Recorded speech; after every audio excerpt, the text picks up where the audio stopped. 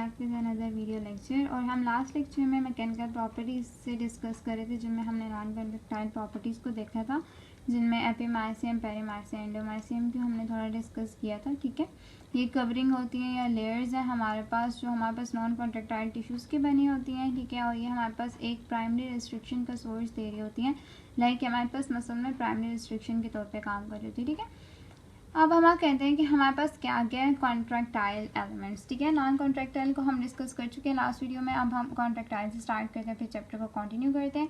Contractile में हमारे पास सबसे पहले क्या है कि उन्होंने बात बताई हुई है कि इंडिविजुअल जो होता है वो सिंगल फाइबर से मिलकर बना होता है। सिंगल फाइबर जो है वो एक माइक्रोफिब्रल्स के बंडल से मिलकर बना होता है। ठीक है, और वो जो बंडल होते हैं, उस बंडल के जो माइक्रोफिब्रल है, एक सिंगल माइक्रोफिब्रल है। ठीक है, उस माइक्रोफिब्रल के अंदर जो होते हैं वो सार्कोमेयर्स होते हैं।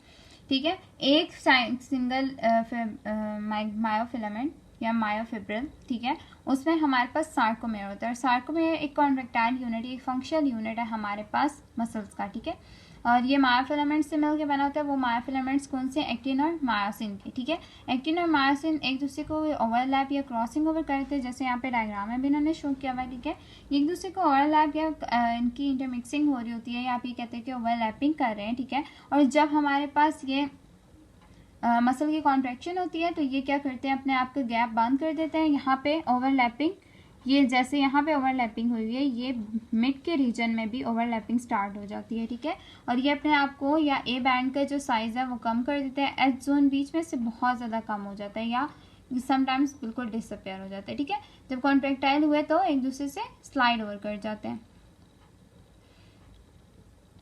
ठीक है, अब हम यहाँ पे देख लेते हैं इस डायग्राम में इन्होंने काफ़ी अच्छे से डिस्कस की हुई है इस चीज़ को कि हमारे पास मॉडल है। ठीक है, सबसे पहले उन्होंने क्या कहा, स्ट्रेचिंग में क्या हो रहा है। हम पहले सबसे पहले बात करते हैं कि कॉन्ट्रैक्शन कैसे हुई। कॉन्ट्रैक्शन में मैंने बात की ओवरलैपिंग आ गई एक्टिन मायोसिन के फिलामेंट्स की। ठीक है, एक्टिन मायोसिन के फिलामेंट्स की जैसे ओवरलैपिंग आई हमारे पास, तो मॉडरेट कॉन्ट्रैक्शन में हमारे पास कुछ एच जोन का एरिया बीच में है। ठीक है, लाइक कुछ गैप प्रेजेंट है, लेकिन जब हमारे पास मैक्सिमम कॉन्ट्रैक्शन है वो एच जोन का एरिया बिल्कुल ख़त्म हो जाएगा। ठीक है, फिर रिलैक्सेशन के में हमारे पास एच जोन का एरिया इंक्रीज हो रहा है, और स्ट्रेचिंग में हमारे पास ओवरलैपिंग बिल्कुल ख़त्म हो रही है। ये बिल्कुल स्लाइड सी ओवरलैपिंग जो है वो रिमेन रहेगी है। ठीक है, रिमेनिंग ओवरलैपिंग जो है वो बहुत कम रहेगी एक्टिन मायोसिन के बीच में। और यहाँ पे हमारे पास जो होती है, यहाँ पे इलांगेशन या शॉर्टनिंग जो होती है वो इलांगेशन आ जाती है हमारे पास सबसे ज़्यादा सार्कोमेयर की या कॉन्ट्रैक्टाइल यूनिट की। ठीक है, ये हमारे पास मॉडल है मायोफिलामेंट, स्लाइडिंग मॉडल है हमारे पास, मोस्टली हम इसको स्लाइडिंग मॉडल कहते हैं। ठीक है, और ये हम एफएससी लेवल पर भी काफ़ी डिस्कस इस चीज़ के बारे में कर चुके हैं। ठीक है, mechanical response contractile unit stretch का इमोबिलाइजेशन का क्या है। ठीक है, तो इन्होंने हमारे पास इसमें ये बात की हुई है कि मतलब हमारे पास क्या है कि ऐसी बात है कि उन्होंने कहा है कि जो हमारे पास एनाटॉमिकली फिजियोलॉजिकल फंक्शन है हमारे पास सार्कोमेयर्स का या कॉन्ट्रैक्टाइल यूनिट का, ठीक है, वो या तो स्ट्रेचिंग में काम कर रहा है या इमोबिलाइजेशन में, दो सूरतों में हमारे पास काम कर रहा है। या तो फुली लेंथनिंग में जा रहा है या हमारे पास फुली शॉर्टनिंग में जा रहा है। ठीक है, अब हम इस चीज़ को डिस्कस करते हैं आगे कि रिस्पॉन्स क्या है स्ट्रेच पे। ठीक है, सबसे पहले हमारे पास स्ट्रेच पे रिस्पॉन्स क्या पा रहा है। ठीक है, उन्होंने कहा जैसे मसल या स्ट्रेच हुआ है या मसल एलोंगेट हुआ है। ठीक है, स्ट्रेच फोर्स हमने ट्रांसमिट किया मसल फाइबर से कॉन्ट्रैक्टाइल यूनिट सारों पे गई। ठीक है, अराउंड द फाइबर्स। इसमें क्या होता है कि मॉलिक्यूलर इंटरेक्शन ये क्रिएट करते हैं हमारे पास नॉन कॉन्ट्रैक्टाइल एलिमेंट्स पे। नॉन कॉन्ट्रैक्टाइल एलिमेंट्स हमने कहा था एंडोमाइसियम, पेरीमाइसियम थे, और वो जो थे वो क्या करते हैं, कॉन्ट्रैक्टाइल यूनिट ऑफ मसल्स को भी साथ साथ इंटरलिंक करके इंटरेक्शन क्रिएट करते हैं, और वहाँ पे भी स्ट्रेच को क्रिएट करते हैं, या स्ट्रेच वहाँ पे भी रिस्पॉन्स जाता है। ठीक है, इसमें उन्होंने बहुत सा एक बेसिक कॉन्सेप्ट बताया हुआ हमारे पास। ठीक है, सिर्फ ये उन्होंने बात की हुई है कि अगर हम कहते हैं कि लेंथनिंग में हमारे पास हम इंक्रीज़ करते हैं, जैसे हमने ऊपर अभी डायग्राम में सारी बात की थी कि हम जैसे लेंथनिंग में या स्ट्रेचिंग की तरफ जाएंगे। ठीक है, जब हम यहाँ पे डायग्राम पे डिस्कस कर रहे थे, ठीक है, तो हमने यही बात की थी कि यहाँ पे जब सबसे ऊपर वाली डायग्राम में जब हमारे पास स्ट्रेचिंग पे जा रहा था, ठीक है, जब हमारे पास स्ट्रेचिंग में जा रहा है तो हमारे पास क्या हो रहा है कि सार्कोमेयर की लेंथ इंक्रीज हो रही है। जाहिर सी बात है, सिंगल सार्कोमेयर जब लेंथनिंग में जा रहा है तो उसकी लेंथनिंग इंक्रीज हो रही है। ठीक है, और ये चीज़ हमें ये बता रहे हैं कि हमारे पास जो लेंथनिंग है, ठीक है, मतलब सार्कोमेयर की जो लेंथ है वो इंक्रीज होने की वजह से हम इसको एक टर्म, इसके लिए एक टर्म यूज़ करते हैं जिसको उन्होंने कहा है सार्कोमेयर गिव। ठीक है, उन्होंने क्या कहा है इसको, सार्कोमेयर गिव। सार्कोमेयर गिव कहा है उन्होंने हमें।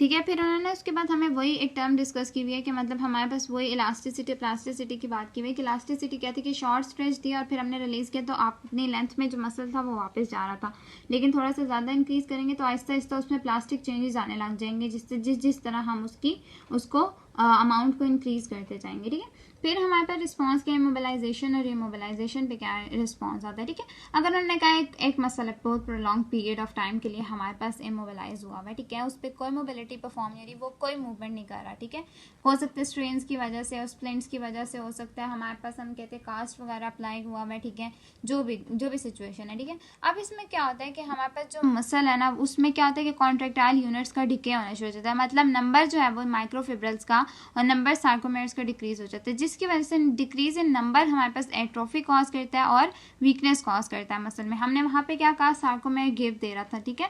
तो हमारे पास यहाँ पे क्या था कि हमारे पास यहाँ पे तो फुल डिके आना शुरू हो गया, मतलब हमारे पास डिक्रीज आ रहा है मसल फाइबर्स की डायमीटर में, या डिक्रीज आ रहा है नंबर ऑफ माइक्रोफिब्रल्स में, इंट्रा मस्कुलर कैपिलरी डेंसिटी में, जिसकी वजह से हमारे पास एट्रोफी कॉज हो रही है। ठीक है।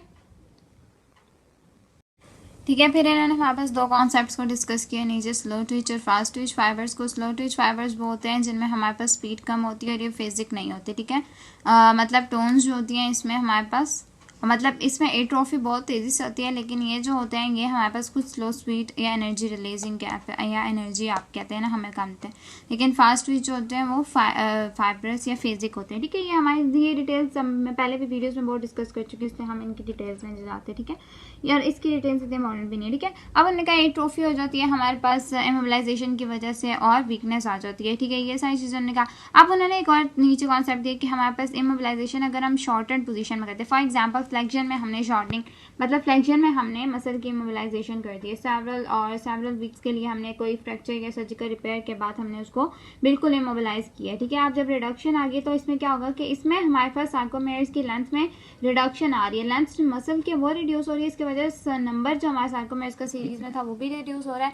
इस टर्म को उन्होंने यहाँ पे हमारे पास जो कह दिया वो कह दिया सार्कोमेयर एब्जॉर्प्शन। ठीक है। हमने बिल्कुल इसके साथ ही सार्कोमेयर गिव की टर्म पढ़ी है पीछे, जो हमारे पास ये था कि हमारे पास सार्कोमेयर का नंबर या इंक्रीज हो रही थी। ठीक है। सार्कोमेयर लेंथनिंग में जा रहा तो हमारे पास उसमें इंक्रीज हो रहे थे। ठीक है। हमारे पास सीरीज में लेंथनिंग आ रही थी। ठीक है। लेकिन इन्होंने यहाँ पे क्या किया, हमारे पास नंबर सार्कोमेयर्स का सीरीज में डिक्रीज हो रहा है और हमारे पास एब्जॉर्प्शन डिक्रीज आ रहा है। ठीक है। और इन्होंने यहाँ पे इसकी एब्जॉर्प्शन की बात की। ठीक है। बाकी हम इसमें चीज़ें इंपॉर्टेंट नहीं है, टर्म्स इंपॉर्टेंट है। ठीक है। और जब हम मसल को लेंथनिंग में करते हैं, मतलब उन्होंने कहा लेंथन पोजीशन में हम करते हैं ना, ठीक है, जब हमारे पास हम कहते हैं कि मैंने फ्लेक्शन की बजाय एल्बो की फ्लेक्शन की बजाय एल्बो की एक्सटेंशन में मैंने कास्ट या स्प्लिंट्स को अप्लाई किए है। ठीक है। मोस्टली पोजिशनल कास्ट या डायनामिक स्प्लिंट्स वगैरह हम यहाँ पे यूज़ करते हैं। तो हमारे पास क्या होता है कि इंक्रीज आ जाता है नंबर ऑफ सार्कोमेयर्स का सीरीज में। ठीक है। और ये लेंथनिंग पोजीशन में होती है। ठीक है। फुल एक्सटेंडेड पोजीशन होती है हमारे पास मोस्टली मसल की, और इसको हम जो सीरीज आ जाते हैं ना, नंबर ऑफ सीरीज हमारे पास इंक्रीज हो रहा है। ठीक है। जैसे मैंने पीछे पढ़ा है वहाँ पे सार्कोमेयर की एब्जॉर्प्शन कह रहे हैं, यहाँ पे उन्होंने क्या है मायोफिब्रिलोजेनेसिस। ठीक है। ये इन्होंने टर्म यहाँ पे यूज़ किया है हमारे पास नंबर ऑफ सार्कोमेयर्स को सीरीज में इंक्रीज कराने के लिए, और ये हमारे पास एक प्लास्टिक चेंजेस देने लगे थे आहिस्ता आहिस्ता, कुछ टाइम के बाद ये हमारे पास बिल्कुल प्लास्टिक चेंजेस में आना या कन्वर्ट होना शुरू हो जाते हैं। ठीक है। नेक्स्ट हमारे पास आ जाती है न्यूरोफिजियोलॉजिकल प्रॉपर्टीज कॉन्ट्रेक्टाइल यूनिट की, जिसमें दो हम मेन जो डिस्कस है। Neurophysiological properties basically muscle tendon की यूनिट्स हैं। ठीक है। हमारे पास स्ट्रेच कैसे अप्लाई हो रहा है, सेंसरी ऑर्गन्स कौन से हैं, हमारे पास मैकेनो रिसेप्टर्स के तौर पे कैसे काम करता है। सबसे पहले हमारे पास ये दोनों काम कैसे करते हैं कि मसल स्पिंडल और Golgi tendon organ mechano receptors हैं, ये कन्वे करते हैं हमारे पास इन्फॉर्मेशन सेंट्रल नर्वस सिस्टम को, और वो आगे से रिस्पॉन्स हमें मिलता है सेंट्रल नर्वस सिस्टम के मसल्स में परफॉर्म कैसे करना है स्ट्रेच में। ठीक है। स्ट्रेच पे कैसे परफॉर्म होगा ये हम देखते हैं। ठीक है। मसल का स्पिंडल, जो मसल स्पिंडल है हमारे पास सबसे पहले, ठीक है, मसल स्पिंडल एक सेंसरी ऑर्गन है। ठीक है। और ये क्विक और सस्टेन स्ट्रेच को मोस्टली करता है जहाँ पे हम टोनिक की बात करें। ठीक है। और ये वेलोसिटी, जैसे हमारे पास चेंज वेलोसिटी क्या है इसको भी डिटेक्ट करता है। ठीक है। और ये इसकी भी इंफॉर्मेशन कन्वे करेगा, और बाकी भी ये मतलब ये एक रिसेप्टर्स हैं। रिसेप्टर्स का मतलब ये कि एक सेंसरी ऑर्गन्स हैं। ठीक है। यहाँ पे आप ये बात आगे रखना है कि इन्होंने सिग्नल हमारे पास ब्रेन तक देना है। ठीक है। मसल स्पिंडल्स जो है वो एक स्मॉल इनकैप्सुलेटेड रिसेप्टर्स होते हैं। ठीक है। जो हमारे पास जिसमें फ्री एंडिंग्स आप ये कहते हो कि रिसेप्टर्स पे सेंसरी एंडिंग्स होती हैं, इफरेंट हमारे पास मोटर एंडिंग्स होती हैं, ठीक है, जहाँ से हमारे पास सेंसरी जो होता है वो लेके जाते हैं और मोटर जो होता है वो लेके आ रहे होते हैं, एफरेंट और इफरेंट, ठीक है। और स्पेशलाइज्ड ऑर्गन होते हैं जिनको हम इंटरफ्यूजल फाइबर्स कहते हैं, ठीक है। और इंटरफ्यूजल फाइबर्स जो होते हैं वो बंडल हुए हुए होते हैं एक दूसरे के साथ और पैरेलल पड़े होते हैं एक्स्ट्राफ्यूजल फाइबर्स के साथ, ठीक है। और ये हमारे पास एक मेन बॉडी बनाते हैं स्केलेटल मसल्स की, ठीक है। इंटरफ्यूजल फाइबर्स जो होते हैं वो कनेक्ट होते हैं एक्स्ट्राफ्यूजल फाइबर्स से एट देयर एंड, ठीक है, एंड पे कनेक्ट हुए हुए होते हैं, ठीक है। और जैसे हमारे पास मसल में स्ट्रेच होता है, इंटरफ्यूजल फाइबर्स भी स्ट्रेच करते हैं, ठीक है। और इसके दो रीजन्स होते हैं, पोलर रीजन, इक्वेटोरियल रीजन, ठीक है। और ये जो इंटरफ्यूजल फाइबर्स जो होते हैं ये इसके साथ साथ ये वो भी कॉन्ट्रेक्टाइल होने शुरू हो जाते हैं, कॉन्ट्रेक्टाइल होते हैं, ठीक है। क्योंकि इंटरफ्यूजल फाइबर्स कॉन्ट्रेक्टाइल है इसलिए हमारे पास कॉन्ट्रैक्शन पे काम कर रहे हैं। इंटरफ्यूजल फाइबर्स जो होते हैं स्टिमुलेट होते हैं, कॉन्ट्रैक्ट होते हैं और लेंथन करते हैं हमारे पास सेंट्रल पोर्शन को। सेंट्रल पोर्शन जैसे जैसे लेंथन हुआ, एक स्मॉल डायमीटर के मोटर न्यूरॉन्स होते हैं जिनको हम गामा मोटर न्यूरॉन्स करते हैं, वो इनर्वेट करते हैं हमारे पास मोस्टली पोलर रीजन्स को। और जो लार्ज अल्फा न्यूरॉन्स है वो हमारे पास एक्स्ट्राफ्यूजल फाइबर्स को जो होते हैं ना वो हमारे पास उसको इनर्वेट कर रहे थे, ठीक है। अब हमारे पास इंटरफ्यूजल फाइबर्स दो तरह के होते हैं, न्यूक्लियर बैक फाइबर्स और न्यूक्लियर चेन फाइबर्स, ठीक है। इनको हमने इस तरह से नाम दिया, इसमें न्यूक्लियर किस तरह से पड़े हुए हैं, ठीक है, मतलब जिस तरह से इसमें न्यूक्लियर पड़े हुए होते हैं हम उसी तरह से इनको नाम देते हैं, ठीक है। हम यहाँ पे देख लेते हैं हमारे पास यहाँ पे मसल स्पिंडल की डायग्राम, ठीक है। यहाँ पे हमारे आगे अगर हम ज़रा आराम से देखते हैं तो हमारे पास क्या क्या आ रहा है, ठीक है। सबसे पहले उन्होंने यहाँ पे हमारे पास जो सबसे ऊपर जो टर्म्स दी हुई है, ठीक है, उसमें ये दिया हुआ है कि ये हमारे पास एक्स्ट्राफ्यूजल फाइबर्स हैं, ठीक है। यहाँ पे हमारे पास क्या आ रहे हैं कि इस साइड पे हमारे पास अल्फ़ा इफरेंट फाइबर्स हैं, ठीक है, ये हमारे पास आ रहे हैं अल्फा इफरेंट फाइबर्स, ठीक है। ये हमारे में जंक्शंस हैं, ठीक है, ये हमारे पास एक्स्ट्राफ्यूजल फाइबर्स हैं, ठीक है। इसके बिल्कुल पैरेलल में ये हमारे पास सारे इंटरफ्यूजल फाइबर्स हैं, ठीक है। ये वाले हमारे पास जो हैं ये सारे इंटरफ्यूजल फाइबर्स हैं, ठीक है। अब इसकी जो न्यूक्लियाई की जिस तरह ये पड़े हुए हैं, ठीक है, इसको इसी तरह से इन्होंने नाम दिया हुआ है कि हमारे पास कुछ जो है वो बैग में, ठीक है, और कुछ जो है वो चेन की तरह होती है, लाइक इसकी सीक्वेंस इसका चेन की तरह इस वाले का, और ये बैग की तरह पड़े हुए होते हैं, ठीक है, एक बोलस से दे रहे होते हैं अपेयरेंस से, ठीक है। फिर इसके बाद हमारे पास मसल स्पिंडल, इसको इन्होंने कहा हुआ है जो हमारे पास सारी कवरिंग हुई हुई है, ठीक है। हमारे पास यहाँ पे आ जाते हैं अल्फा गामा एफरेंट्स, ठीक है, और हमारे पास आ रही है सेकेंडरी स्ट्रेच रिसेप्टर्स है हमारे पास, यहाँ पे प्राइमरी स्ट्रेच रिसेप्टर्स हैं, फिर अल्फा 2 है अल्फा, ये कॉन्ट्रैक्टाइल पोर्शन है जो हमारे पास हमने किसको कहा हुआ इंटरफ्यूजल फाइबर्स को, और यहाँ पे टेंडनस पोर्शन नीचे लास्ट में, ठीक है। तो अभी हम डिस्कस करते थे कि हमारे पास दो तरह के हो गए न्यूक्लियर फाइबर्स, और हमारे पास इसमें टाइप 1 और टाइप 2 जो होते हैं ना फाइबर्स भी होते हैं, जो हमारे पास प्राइमरी सेकेंडरी एफरेंट हमने फाइबर्स कहा हुआ है, जो हमारे पास टोनिक, एक तो हमारे पास सस्टेन स्ट्रेच को कर रहे हैं और दूसरा हमारे पास टोनिक को कर रहे हैं, ठीक है। फिर हमारे पास इनके एंड में गामा और अल्फा के मोटर न्यूरॉन्स होते हैं जो हमारे पास स्टिमुलेशन के बाद, एक्साइटेशन के बाद हमें रिस्पांस जो दे रहे होते हैं, ठीक है, और सेंसिटिव के बाद जो मोटर रिस्पांस लेके आ रहे हैं वो कर रहे हैं, ठीक है, ओवरऑल लेंथनिंग पे काम कर रहे हैं और वही स्टिमुलेशन करा रहे हैं, ठीक है। फिर हमारे पास गोल्जी टेंडेड ऑर्गन है, ठीक है। अब दोनों देखो मसल स्पिंडल ने क्या किया, उसने भी स्ट्रेच को ही रिस्पॉन्स किया है, ठीक है, हमारे पास मेन काम उसका भी स्ट्रेच पे ही रिस्पॉन्स था। गोल्जी टेंडेड ऑर्गन जो होता है ये इसका काम मोस्टली ये है कि ये हमारे पास प्रोटेक्शन का काम ज़्यादा कर रहा होता है, ठीक है। स्ट्रेच तो ये दे रहा है, स्ट्रेच के साथ मतलब हमारे पास स्ट्रेच के जैसे अल्फा फाइबर्स आर टेंशन हमारे पास प्रोड्यूस हो रही है, लेकिन ये इनहिबिशन का भी काम कर रहा होता है कि हमारे पास अगर फर्दर डैमेज हमें लग रहा है कि मसल में डैमेज हो जाएगा तो यहाँ पे ये काम करता है और ये हमारे पास डैमेज को प्रोटेक्ट करता है, ठीक है। ये भी सेंसरी ऑर्गन है, लोकेटेड करता है मसलर टेंडन जंक्शंस पे, लेकिन एक्स्ट्राफ्यूजल फाइबर्स की, ठीक है। फंक्शन ऑफ जीटीओ जो होता है वो हमारे पास बेसिकली ये है कि एक मॉनिटर करते हैं चेंजेस टेंडन में, ठीक है, उनकी मॉनिटरिंग करता है, मतलब जितना टाइम आपके पास मसल में टेंशन है उतनी देर ये इसको मॉनिटर करता रहता है साथ साथ, ठीक है। जाहिर सी बात है कॉलेजन के स्ट्रैंड्स होते हैं टेंडन्स पे, हमारे पास आईबी सेंसरी ऑर्गन्स जो होते हैं वो सेंसिटिव होते हैं स्लाइड टेंशन पे भी, ठीक है, ये हमारे पास स्लाइड टेंशन को भी डिटेक्ट करते हैं, ठीक है। अब कैसे अगर जीटीओ ने फायर किया, जैसे टेंशन डेवलप हुई जीटीओ फायर हुआ, उसने इनहिबिट किया अल्फा मोटर न्यूरॉन्स की एक्टिविटी को, टेंशन को डिक्रीज करने का काम किया, स्ट्रेच को कम किया, ये इसी को हम कहते हैं कि ये प्रोटेक्शन मैकेनिज्म है और इनहिबिशन स्टेट क्रिएट करता है ये डिक्रीज करके न्यूरल एक्टिविटी को, ठीक है। और ये हमारे पास देखो अगर मैं कहती हूँ कि मेरे पास, मैं इसकी एग्जांपल एक बहुत अच्छी होती है कि हम कहते हैं कि मैं काफ़ी देर से मैंने किसी चीज़ को होल्ड किया हुआ है, ठीक है। अब वो होल्डिंग मैंने सिर्फ होल्ड करके उसको उसी पोजीशन में रखा हुआ है, लेकिन थोड़ी देर के बाद मुझे इतनी टेंशन क्रिएट हो रही है कि मैं उसको पकड़ नहीं सक रही, तो मैं क्या करूँगी, छोड़ दूंगी। ये जो छोड़ने वाला रिस्पॉन्स है ये गोल्जी टेंडन ऑर्गन हमें देता है कि इसके बाद अगर आपने थोड़ी देर और पकड़ा तो हो सकता है आपका मसल डैमेज हो जाए, टीयर हो जाए, कुछ भी हो जाए। तो इसलिए वो क्या करता है, वो अपना प्रोटेक्शन मैकेनिज्म देता है, आपके ब्रेन को सिग्नल देगा और कहेगा कि इसके प्रोग्राम को या इस फंक्शन को इनहिबिट कर दे, और ये हमारे पास एक प्रोटेक्टिव मैकेनिज्म क्रिएट करता है, ठीक है। फिर हमारे पास आ जाती है न्यूरोफिजियोलॉजिकल फंक्शनल या न्यूरोलॉजिकल रिस्पॉन्स जो होता है मसल टू स्ट्रेस, ठीक है। ये हाँ, इसमें हमारे पास इनहिबिशन और मोस्टली इनहिबिशन पे बात कर रहे हैं हम, ठीक है। इसमें दो मेन डेफिनेशंस इंपॉर्टेंट है, ठीक है। इसमें दो मेन डेफिनेशंस इंपॉर्टेंट है जिनमें हमारे पास रेसिप्रोकल इनहिबिशन आ जाती है। रेसिप्रोकल इनहिबिशन को अगर मैं सिंपली एक एग्जांपल समझाऊं कि मैं को फ्लेक्शन में कर रही हूँ, ठीक है। मैंने एल्बो पे फ्लेक्शन किया बाइसेप्स पे, ठीक है। मैंने क्या किया, बाइसेप्स यहाँ पे यूज हो रहा है, लेकिन बाइसेप्स को तो फ्लेक्स किया, उसकी कॉन्ट्रैक्शन हुई, लेकिन ट्राइसेप्स यहाँ पे रिलैक्स करेगा। क्यों? क्योंकि इसने हमारे पास एक मैकेनिज्म देना है जिसकी वजह से एक साइड का मसल अगर स्ट्रेच पे है तो दूसरी साइड का मसल हमारे पास रिलैक्सेशन इनहिबिशन का काम करेगा, और ये हमारे पास होती है रेसिप्रोकल इनहिबिशन, ठीक है। दूसरे ऑपोजिट साइड पे एक इनहिबिशन का मैकेनिज्म हो रहा है, ठीक है।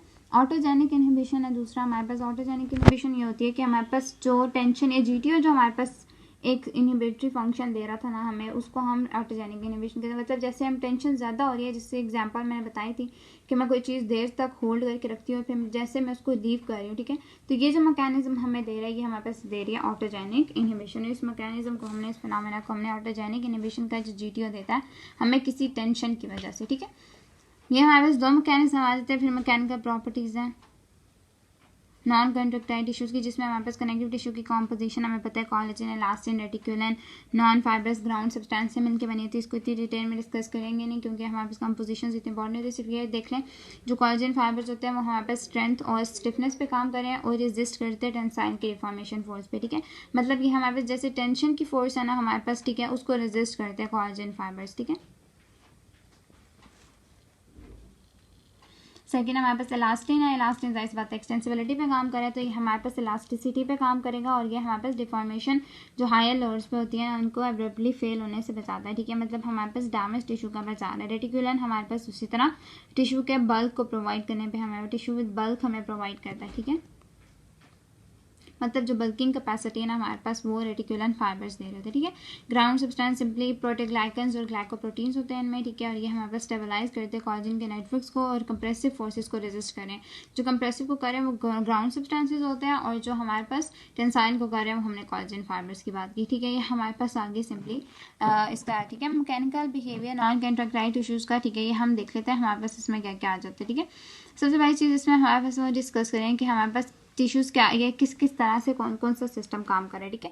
अगर टेंडेंस जाए तो कोलेजन फाइबर्स जो होते हैं वो पैरेलल पड़े होते हैं, ये रेजिस्ट करें हमारे पास टेंसाइल स्ट्रेंथ को, ठीक है। ये हम बात करते हैं कैसे करते हैं कि ये ट्रांसमिट करते हैं अपनी फोर्सेस को जो बोन क्रिएट करता है बाय द मसल्स के थ्रू ये ट्रांसमिट कर रहे होते हैं, ठीक है। स्किन में अगर आओगे तो हमारे पास कोलेजन फाइबर्स जो होते हैं वो रैंडमली पड़े होते हैं, ये वीकेस्ट होते हैं रेजिस्ट करने के लिए टेंशन को, ठीक है।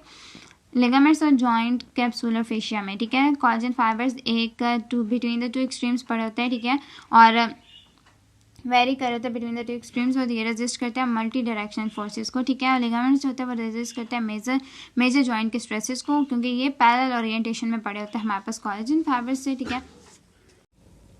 ओके, इसका जो ब्रीफ इंट्रो था वो यही था कि हमारे पास टेंडन्स में अगर कोलेजन पैरेलल पड़ा हुआ है तो हमारे पास क्या दे रहा है, कोलेजन, ठीक है। हमारे पास पैरेलल पड़ा हुआ है मसल्स के, तो हमारे पास टेंसाइल लोड को रेजिस्ट कर रहा है, ठीक है। कोलेजन रैंडम पड़ा हुआ है स्किन के अंदर, तो ये हमारे पास रेजिस्ट तो करता है टेंशन को, लेकिन थोड़ा वीक है, ठीक है। अगर लिगामेंट्स जो है ये जॉइंट कैप्सूल है या फेशिया है हमारे पास, ठीक है, और कोलेजन फाइबर्स हैं, अगर वो ऐसे पड़े हुए हैं कि वो डिफरेंट डायरेक्शंस में है, तो ये हमारे पास मल्टी डायरेक्शन फोर्सेस को हमारे पास रेजिस्ट कर रहे होते हैं, ठीक है।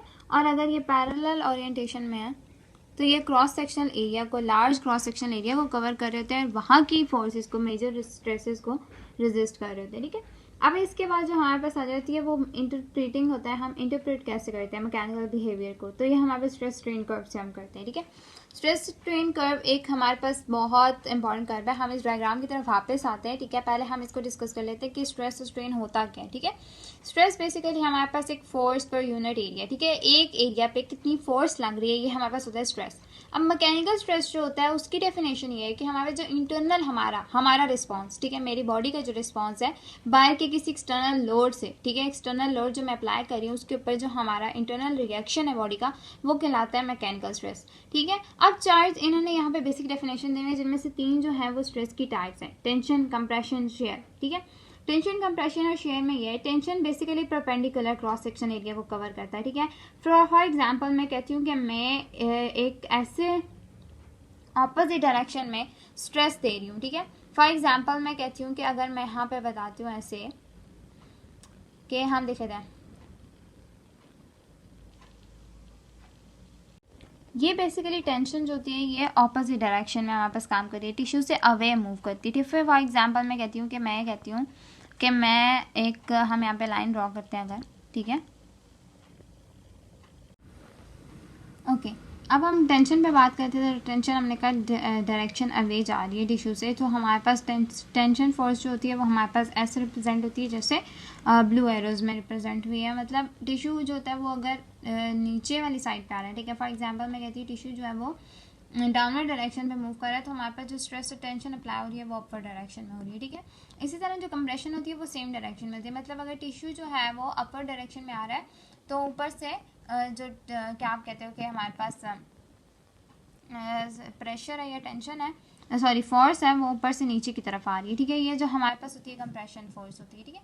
फिर हमारे पास जो शेयर है वो हमारे पास हमें पता है क्रॉस सेक्शन एरिया में, तो और ये पैरेलल होती है, ठीक है। मतलब ये इस डायरेक्शन में होती है कि मतलब एक दूसरे से पैरेलल मूव कर होते हैं, ठीक है। जो स्ट्रेन होता है वो यही है कि डिफॉर्मिंग जो हमारे पास हम स्ट्रेस टेंशन वगैरह अप्लाई करें, ठीक है, या लोड अप्लाई करें, स्ट्रेच फोर्स अप्लाई हो रही है, उसके बाद जो डिफॉर्मेशन आती है या लेंथनिंग आ जाती है किसी टिश्यूज़ में, उसको हम स्ट्रेन कह रहे होते हैं, ठीक है।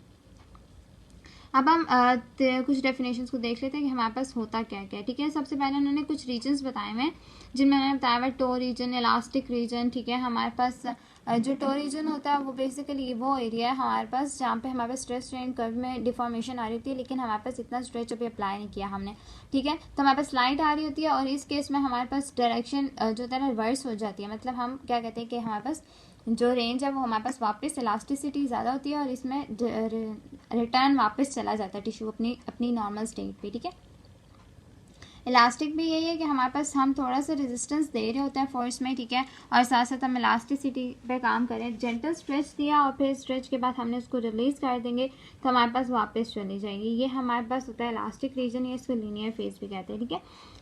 इसमें हमारे पास कोलेजन फाइबर्स लाइन अप हो जाते हैं और फोर्स वगैरह, ठीक है, और वो सारे मैट्रिक्स को रिस्ट्रेन कर रहे थे। इलास्टिक लिमिट वहाँ आती है जहाँ पे हम एक ऐसा पॉइंट आता है जहाँ पे टिश्यू जो होता है वो अपनी वापस पोजीशन पे ओरिजिनल पोजीशन पे वापस नहीं जाता, एक ऐसा पॉइंट हम रीच करते हैं, उसको हम कहते हैं कि ये इलास्टिक लिमिट है, ठीक है। प्लास्टिक रेंज वो है जहाँ पे हमारे पास एक्सटेंड इतना कर जाता है कि रप्चर आ जाता है प्लास्टिक रेंज में, ठीक है। मतलब हाँ ये क्या बात है कि इतनी परमानेंट डिफॉर्मेशन हो जाती है, जब हम स्ट्रेस को रिलीज करते हैं ये वापस रिटर्न अपनी ओरिजिनल स्टेट पे नहीं जाता। मतलब टिश्यू है, एक स्ट्रेस अप्लाई किया, फिर हमारे पास आ जाती है अल्टीमेट स्ट्रेंथ। अल्टीमेट स्ट्रेंथ वही है कि हमारे पास ग्रेटेस्ट लोड जो होता है टिश्यू एक सस्टेन कर ले, कितना लोड वो अपना उठा लेता है। मतलब स्ट्रेन की जितनी हमारे पास जो है डिफॉर्मेशन जो है ना उसके बगैर जितना इंक्रीज आता है स्ट्रेस में, जो हमारे पास रिक्वायरमेंट है वो अल्टीमेट स्ट्रेंथ है। एक रीजन होता है नेकलिंग का, जो हम उसमें भी देख लेंगे कि हमारे पास डायग्राम में कैसे होता है कि नेकलिंग का एक रीजन होता है जहाँ पे हम रीच करते हैं, जहाँ पे हमारे पास वीकनिंग हो जाए टिश्यू में और टिश्यू जो होता है वो फेल हो जाता है। और यहाँ पे मतलब नेकलिंग का जो रीजन होता है आप ये कह सकते हो कि यहाँ पर डैमेज आ जाता है टिश्यू में, ठीक है, फेलियर की तरफ टिश्यू जा रहा है, ठीक है। और इसको हमने प्रिवेंट करना होता है, जब हम काम कर रहे होते हैं किसी टिश्यू के ऊपर तो हमने इसको बहुत प्रिकॉशन के साथ हमने काम करना होता है ताकि हमारे पास इसमें ज़्यादा फेलियर ना आए, ठीक है। फिर फेलियर जो होता है वो हमारे पास हमें पता है रप्चर हो जाएगा टिश्यू का, ठीक है, तो हमारे पास हम फेलियर कहेंगे। स्ट्रक्चरल स्टिफनेस वही है, ठीक है, टिश्यू में एक ग्रेटर स्टिफनेस का पॉइंट होता है जहाँ पे हाईएस्ट लोब जो इलास्टिक रीजन में हम कर्व के इलास्टिक रीजन पे कंसीडर कर रहे हैं, ठीक है, वो इंडिकेट करता है और वो लेस ट्रांसफॉर्मेशन जो होती है वहाँ पे आती है और लेस डिफॉर्मेशन होती है और ग्रेटर स्ट्रेस हमारे पास अप्लाई हो रहा होता है, लेकिन हमारे पास स्ट्रक्चरल स्टिफनेस होती है यहाँ पे, ठीक है। अच्छा, हम पहले डायग्राम देख लेते हैं, फिर हम नीचे आते हैं इन पे, ठीक है। डायग्राम में हमारे पास ये बात की जा रही है, ठीक है। हमारे पास डायग्राम देखते हैं हम। एक तरफ इन्होंने बताया हुआ एक्स एक्सिस पे हमारे पास स्ट्रेन लिया हुआ है, वाई एक्सिस पे इन्होंने स्ट्रेस लिया हुआ है, ठीक है। स्ट्रेन में उन्होंने डिफॉर्मेशन बताई हुई है परसेंटेज पे, और यहाँ पे उन्होंने लोड बताया हुआ है, ठीक है। अब जो हमारे पास टो रीजन है, टो रीजन यहाँ पे नजर आ रहा है, ठीक है। यहाँ पे ने ब्लैक डॉट से शो किया हुआ है, हमारे पास ये सारा टो रीजन है। टो रीजन पे हमारे पास जो थी, हम बिल्कुल स्लाइड सा एक स्ट्रेच या मूवमेंट देते हैं, और हमारे पास ज़्यादा हम लोड परफॉर्म नहीं करते, और यहाँ पे हमारे पास इजीली रिवर्सिबल होती है, ठीक है। इलास्टिक रेंज तक भी इजीली रिवर्सिबल होती है हमारे पास, जहाँ से यहाँ से इलास्टिक लिमिट तक जो पॉइंट है, ठीक है। इलास्टिक लिमिट के बाद जो पॉइंट स्टार्ट होता है, मतलब ये जो सारी रेंज होती है, इसमें हमारे पास रिवर्सिबिलिटी के चांसेस होते हैं, जो इलास्टिक रेंज उन्होंने वहाँ पे बताई है। लेकिन इलास्टिक लिमिट के बाद जो पॉइंट स्टार्ट होते हैं, ठीक है, यहाँ पे, ठीक है, इलास्टिक लिमिट के बाद जो सारे पॉइंट स्टार्ट होते हैं, ये प्लास्टिक रेंज में आते हैं, ठीक है। प्लास्टिक रेंज के बाद ये नेकलिंग का रीजन है। नेकलिंग के रीजन के बाद हमारे पास ये नेकलिंग का रीजन है, जहाँ पे हमारे पास डिफॉर्मेशन फोर्स जो होती है वो ज़्यादा हो जाती है स्ट्रेस पे, ठीक है। स्ट्रेस जो होता है वो हमारे पास अप्लाई हो रहा है, यहाँ पे डिफॉर्मेशन ज़्यादा हो रही है, यहाँ पे फाइबर्स की रप्चर के चांसेस ज़्यादा हो रहे हैं, ठीक है। नेकिंग के रीजन के बाद हमारे पास जो होती है के फेलियर की तरफ जा रहा था टिश्यू, और यहाँ पे ये कर्व डिक्रीज इसलिए हो रही है ताकि क्योंकि यहाँ पे रप्चर की तरफ जा रही है, ठीक है। इसलिए इसको हम कहते हैं कि यहाँ से हम आगे फेलियर का रीजन स्टार्ट हो रहे हैं, ठीक है। ये हमारे पास आ जाता है सारा स्ट्रेस स्ट्रेन कर्व है, ठीक है। और इसी के अकॉर्डिंगली हम देख रहे थे कि हमारे पास टिश्यू हम किस रेंज तक लेके जा सकते हैं और कितना हमें चाहिए। नेकिंग के रीजन से पहले हमने इसको प्रिवेंट करना होता है, ठीक है। नेकिंग के रीजन तक नहीं पहुँच देना होता। फिर हमारे पास कुछ डेफिनेशन जिनमें क्रीप्स वगैरह बताया मैंने। क्रीप सिंपली ये होता है कि एक लोड हम अप्लाई करें एक्सटेंडेड पीरियड ऑफ टाइम के लिए, टिश्यू एलोंगेट करता है, परमानेंट डिफॉर्मेशन में चला जाता है, तो इसको हम क्रीप कहते हैं, ठीक है। ये हमारे पास यहाँ पे चेंज इन लेंथ जो होता है वो हमारे पास क्या करते हैं, कांस्टेंट टिश्यू में अगर हम क्रीप कहते हैं ना, कि हम अगर चेंज लेंथ में लाते जाते, लेकिन एक एलोंगेट होने के बाद एक ऐसा पॉइंट होता है जहाँ पे कांस्टेंट हो जाएगी, ठीक है। तो यहाँ पे अमाउंट कांस्टेंट होने के बाद हमारे पास हम जितनी भी फोर्स अप्लाई कर लें, यहाँ पे हमारे पास लेंथ में चेंज नहीं आ रहा होता, ठीक है। ये हमारे पास होती है टिश्यू क्रीप, ठीक है। Like amount of deformation depends करती है हमारे पास अमाउंट ऑफ फोर्स जितना हम अप्लाई करें और किस रेट से हम अप्लाई करें उसके ऊपर, ठीक है। अगर हम कहते हैं लो मैग्नीट्यूड लोड के साथ अप्लाई करें तो इलास्टिक रेंज होती है वो अप्लाई होती है लॉन्ग पीरियड ऑफ टाइम के लिए, तो हमारे पास इतनी डिफॉर्मेशन फोर्स इंक्रीज हो जाती है और ग्रेजुअल रीअरेंजमेंट होती है रिमॉडलिंग प्रोसेसेस की, ठीक है। और जैसे जैसे हम टेम्परेचर इंक्रीज कराते हैं तब भी क्रीप हमारे पास इंक्रीज होती है, ठीक है। ठीक है। फिर दूसरा हमारे पास जो उन्होंने बताया हुआ है वो हमारे पास बताया हुआ है कि इंटरनल अगर टिश्यू के हम रिलैक्स टेंशन डालते हैं, ठीक है, तो हमारे पास स्ट्रेस की रिलैक्सेशन जो होती है वो कांस्टेंट टाइम के साथ लेंथ के साथ वो हमारे पास एक कांस्टेंट एक बिहेवियर दे रही होती है, ठीक है, स्ट्रेस की रिलैक्सेशन का टाइम, ठीक है। स्ट्रेस की रिलैक्सेशन ये होती है कि हमारे पास जितनी फोर्स हम अप्लाई कर रहे हैं स्ट्रेस के ऊपर, ठीक है, लाइक हम स्ट्रेस जो हम अप्लाई करते हैं, ठीक है, जितना लोड अप्लाई करते हैं, यहाँ पे इन्होंने डेफिनेशन लिखी हुई है, हम नीचे जाके देख लेते हैं, ठीक है। हमारे पास उन्होंने ये बात की हुई है कि हमारे पास एक फोर्स है, ऐसी फोर्स है जो हमारे पास अप्लाई हो रही है और स्ट्रेच अप्लाई कर रही है, ठीक है। हमारे पास एक ऐसी फोर्स है जो स्ट्रेच अप्लाई कर रही है टिश्यू के ऊपर और लेंथ जो है टिश्यू की वो कांस्टेंट रहती है। फॉर एग्जांपल मैं इतना स्ट्रेच दे रही हूँ लेकिन मैं कांस्टेंट दे रही हूँ, ठीक है, मैं उस पर मूवमेंट उसकी या उसको मूव नहीं करा रही, ठीक है। तो हमारे पास जो इनिशियल क्रीप के बाद एक डिक्रीज आ जाता है फोर्स के अंदर और वो एक मेंटेनेंस रखती है लेंथ की और टेंशन, तो हम टेंशन क्योंकि हम टिश्यू में डिक्रीज हो रही है क्योंकि वो मेंटेन एडेप्टेशन का प्रोसेस है ना। अगर हम थोड़ा टाइम स्ट्रेच देंगे क्या होगा कि थोड़ी सी उसमें लेंथ नहीं आएगी, लेकिन आहिस्ता आहिस्ता क्या होगा कि वो उसको अडेप्ट करना शुरू कर देगा और हमारे पास टेंशन जो होती है वो उसी डिक्रीज हो जाती है, फोर्स डिक्रीज, उसको फीलिंग जो होगी उसके टिश्यू को जो फील होगा वो ये होगा कि हमारे पास अब टेंशन कांस्टेंट होगी और हमारे पास ये इसको हम स्ट्रेस रिलैक्सेशन का साइकिल कहते हैं, ठीक है। और जो साइक्लिक लोडिंग है ये हमारे पास कनेक्टिव टिश्यू की फटीग है, ठीक है, ये इसका भी यही कॉन्सेप्ट है कि हम जितनी रिपीटेटिव लोडिंग डालते हैं, ठीक है, जितनी रिपीटेटिव हम लोड डालेंगे टिश्यू के ऊपर उतना ही हीट की प्रोडक्शन ज़्यादा हो जाएगी और ये हमारे पास फेलियर की तरफ ज़्यादा जल्दी जाते हैं, ठीक है। कि हमारे पास अगर मैं कहती हूँ ना कि हमने वहाँ पे बात की थी कि हमारे पास फेलियर का एक रीजन था जहाँ पे हम कहते हैं नेकिंग के बाद आता है, लेकिन कई बार ऐसा होता है कि अगर रिपीटेटिव लोड आप बहुत कॉन्टिन्यूसली डाल रहे हो तो हमारे पास उस हीट पॉइंट से पहले ही रप्चर होना स्टार्ट हो जाता है। इसको हम कहते हैं कि साइक्लिंग लोडिंग होती है या हम कनेक्टिव टिश्यू फटीग कहते हैं, ठीक है। यह हमारे पास जो भी सारी चीज़ें हमने डिस्कस करनी थी इसमें, ठीक है। अब हमारे पास कुछ इंपॉर्टेंट चेंजेस आ रहे हैं जो हमारे पास collagen affecting stress strain response में आते हैं, ठीक है। अगर हम कहते हैं कि इफेक्ट्स इमोबिलाइजेशन का इफेक्ट ये आ रहा है कि अगर वीकनिंग है टिश्यू की, ठीक है, बिकॉज ऑफ कोलेजन टर्नओवर या वीक बॉन्डिंग हो गया हमारे पास या between the new non stressed fibres के बीच में, तो हमारे पास क्या होता है कि ये इमोबिलाइजेशन को इफेक्ट करता है, ठीक है। ये एडिशंस की फॉर्मेशन करेगा, ये हमारे पास क्या करता है कि जो रेट है वो हमारे पास उसको कम कर देता है, ठीक है। ये हमने चीज़ें बहुत डिस्कस की हुई हैं और बाकी लेक्चर्स में तो मैं यहाँ पे इतनी इन चीज़ों को डिस्कस नहीं करना चाह रही, ठीक है। जो हमारे पास इफेक्ट्स आ जाते हैं इनएक्टिविटी के, वो यही है कि हमारे पास जो क्योंकि ये इतनी चीज़ें ऑर्डर नहीं है, लेकिन ये एज अ ओवरव्यू हम देख लेते हैं, ठीक है। इफेक्ट ऑफ इनएक्टिविटी ये है कि हमारे डिक्रीज हो जाती है नॉर्मल एक्टिविटी में, ठीक है। वो ये है कि हमारे पास डिक्रीज ये आ रहा होता है कि साइज और अमाउंट जो कोलेजन फाइबर्स का उनमें डिक्रीज आ रहा है, जिसकी वजह से टिश्यू वीक हो रहा है, ठीक है। इसलिए हम कहते हैं कि प्रोपोर्शनल है कि इंक्रीज अगर प्रेडोमिनेंस इलास्टिन फाइबर्स की इंक्रीज होगी तो कंप्लायंस में भी इंक्रीज आता है, ठीक है। इस तरह से इफेक्ट जो है एज का भी पड़ता है कि हमारे पास अगर डिक्रीज आ रहा है मैक्सिमम टेंसाइल स्ट्रेंथ में, तो हमारे पास इलास्टिक मॉडुलस में डिक्रीज आ रहा है, ठीक है। हमारे पास रेट ऑफ एडाप्टेशन जो होती है स्ट्रेस को वो भी स्लो हो जाती है, ठीक है। कॉर्टिकोस्टेरॉइड्स लॉन्ग लास्टिंग डिटोरियस इफेक्ट है, डिटोरियस इफेक्ट्स होते हैं, ठीक है, मैकेनिकल प्रॉपर्टीज पे कोलेजन की, और इसकी वजह से हमारे पास डिक्रीज आ जाता है टेंसाइल स्ट्रेंथ में। मतलब ये हमारे पास इतनी ज़्यादा टिश्यूज जो होते हैं वो स्ट्रेंथ को लाइक हमारे पास या उठा नहीं सकते होते, इसका ये मतलब है कि हम बर्दाश्त नहीं कर सक रहे होते, ठीक है।